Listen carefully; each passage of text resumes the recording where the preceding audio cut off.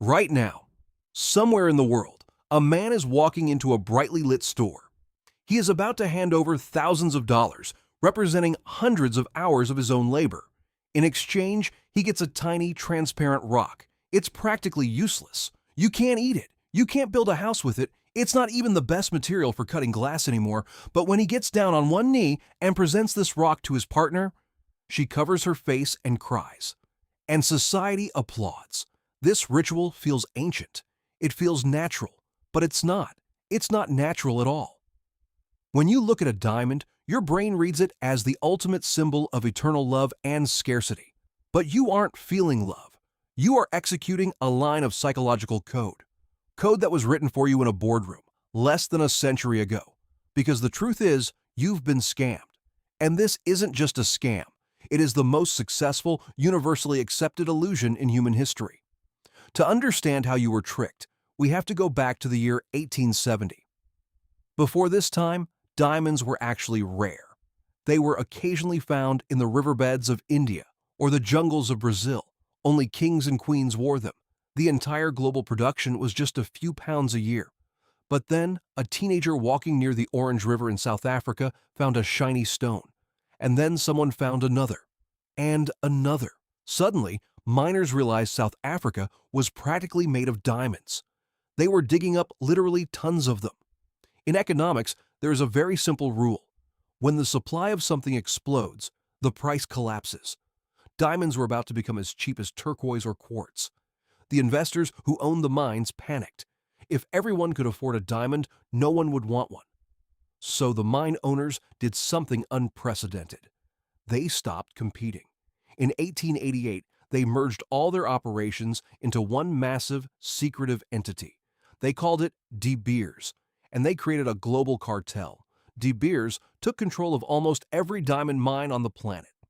And their strategy was beautifully ruthless. They locked the diamonds in vaults and released only a tiny trickle into the market. They invented artificial scarcity. The rocks weren't rare. The cartel was just hiding them from you. But manipulating the supply was only the first layer of the deception. The worst was yet to come. By the late 1930s, the Great Depression had crushed the global economy. People were struggling to buy bread. Nobody was buying shiny rocks. De Beers was sitting on tons of diamonds they couldn't sell. So the president of De Beers traveled to New York City. He walked into the offices of N.W. Ayer, one of the most powerful advertising agencies in America. He gave them a seemingly impossible task: make ordinary people believe that they absolutely need this rock. The ad agency didn't just run a few newspaper ads. They engineered a cultural brainwashing campaign. First, they realized they couldn't sell diamonds as just jewelry. They had to connect the diamond to something deeply emotional. They had to tie it to love. The agency sent representatives to high schools. They gave lectures to young girls, teaching them that a man's devotion is measured by the size of the diamond he buys. They paid Hollywood studios to put diamonds in the hands of the biggest movie stars. When you saw your favorite actress getting proposed to on screen, it wasn't art. It was a paid placement. Before this campaign, only 10% of engagement rings contained diamonds. Most people proposed with rubies, sapphires, or just plain gold bands. But the agency kept pushing. And then, in 1947, a copywriter named Francis Geraghty wrote 4 words that changed the world. A diamond is forever. It is considered the greatest advertising slogan of the 20th century. Why? Because it solved De Beers' biggest nightmare: the resale market. Remember, diamonds don't degrade. They last forever, which means every diamond ever mined still exists.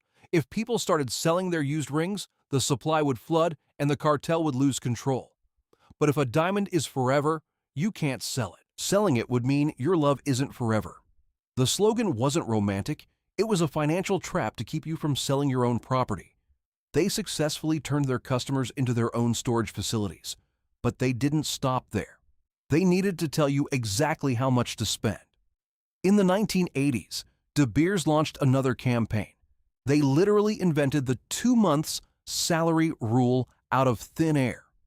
There is no historical precedent for this, no ancient tradition. A corporation just looked at your paycheck, decided they wanted 16% of your annual income, and told you it was a tradition. And we all just believed it. When you go to buy a diamond today, the jeweler will talk about the 4 C's. Cut, color, clarity, carat. It sounds incredibly scientific. It makes you feel like you are buying a valuable commodity. But try an experiment. Take that $5,000 ring you just bought, step outside the store, turn around, and try to sell it back to the exact same jeweler. They won't give you $5,000. They might offer you $2,000, maybe $1,500. Why? Because the moment you bought it, the illusion vanished. The jeweler knows the rock isn't rare. They can buy them wholesale by the bucket. The markup on diamonds is typically between 100% and 200%. You are not buying an investment.